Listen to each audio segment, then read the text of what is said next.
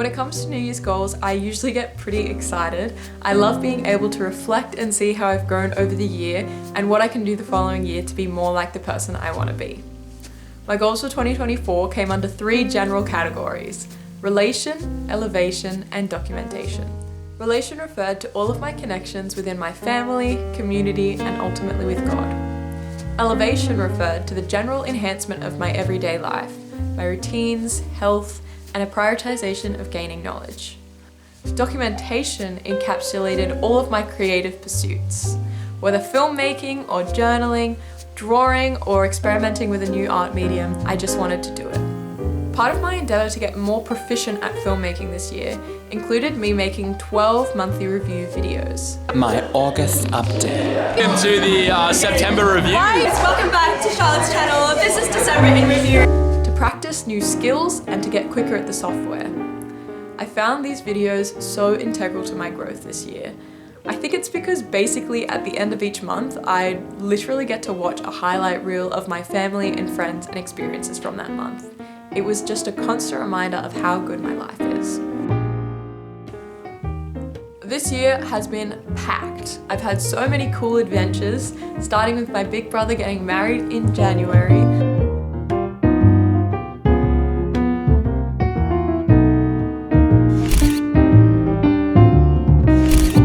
Joel and Lauren Haslam, put your hands.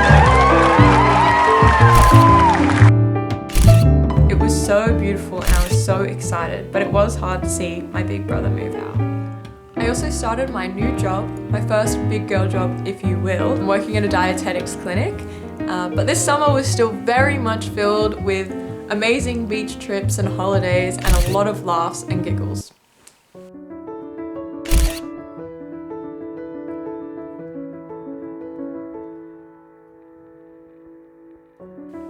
In February, I realized how much joy simple things like the sun gave me. I noticed that I feel energized and full just being on the grass watching the sunset. I enjoyed sharing these simple joys with my people, going camping or just hanging out and doing life together.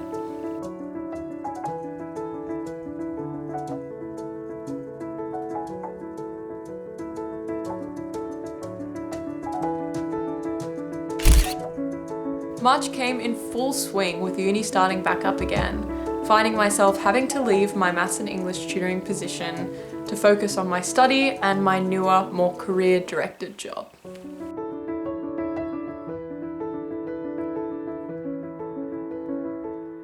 April and May brought a pretty packed uni schedule, but I realized how excited nutrition science makes me and how keen I am to pursue this. Studying is definitely more enthusing when you love what you're learning. I bought some new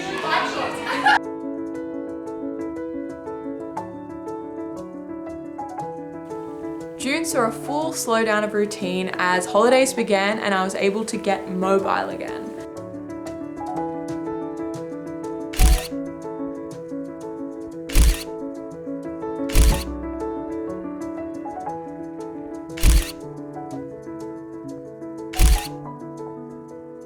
We're celebrating 6 months together, and we've had a little bit of a fun, cute day.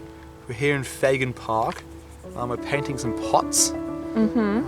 Charlotte's painted me a pot with some cute little fishes on it. In July, I headed up to Queensland to spend time with family, which was a breath of fresh air before the chaos of the second half of the year began.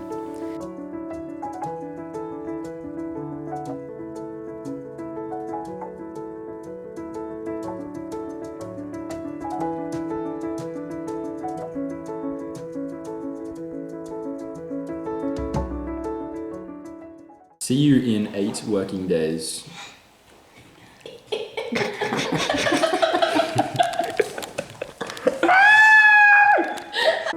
In August, Zach turned 21 and we were able to celebrate the cherished person that he is.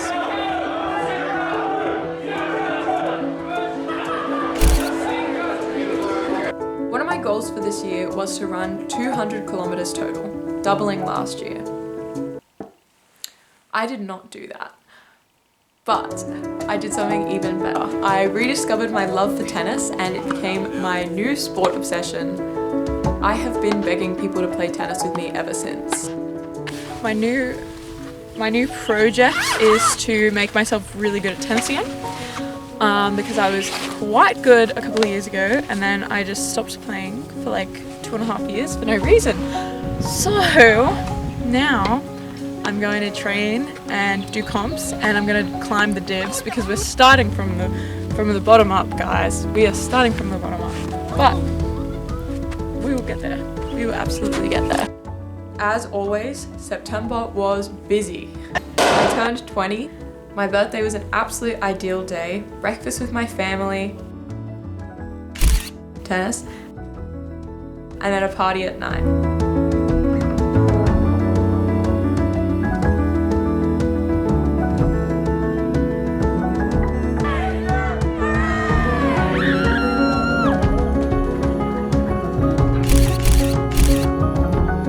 September also brought some more weddings and a lovely and memorable trip to Melbourne with Zach. We actually had so much fun, exploring the city, discovering secret bars, seeing shows and spending time with his grandparents. Nice. The following month, I was baptized. This is something I had been wanting to do for a while, but was always intimidated by the expectation of righteousness that followed. But this is the absolute opposite message of baptism. We come to Jesus because we aren't perfect, but He is. This was a public display of what I believe and who I believe in, and it was really special. Another one of my goals for this year was to take singing more seriously. What I had in mind for this was recording covers and sharing them. I didn't do this either, so I'll forward that one on to 2025. What I didn't expect though was being asked to sing at people's weddings. I definitely think my confidence in this area has grown significantly despite not doing it in the way that I had planned. I am keen to keep experimenting in this area though, so stay tuned. November, I scraped through and finally finished off my exams for the year. The busyness of life shifted from education to socialization, which was a much needed swap.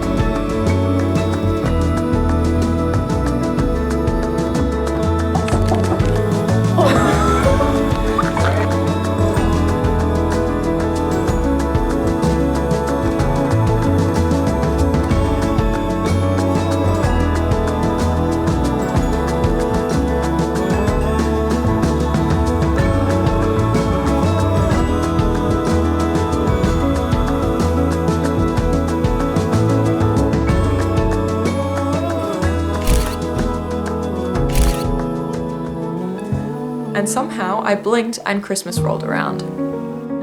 I love Christmas. We have all of our family stay at our house for a few days, and it's just the best week of swimming and late night chats over gingerbread and cocktails.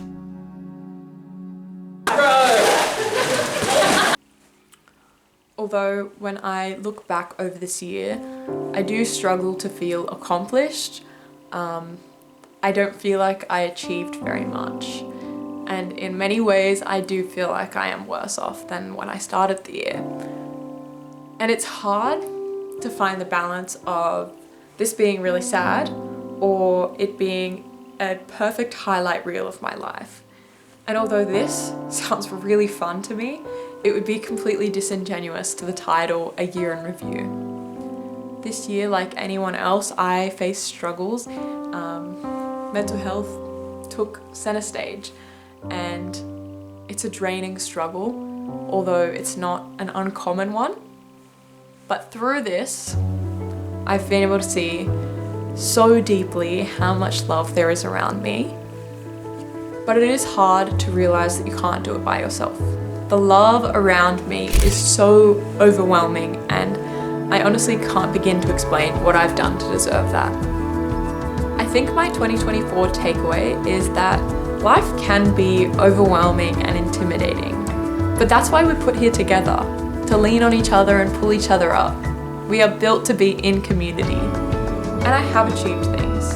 I established a fairly consistent morning routine with matcha and my Bible. I started serving in youth every Friday and Sunday and reached the 1-year milestone in my relationship.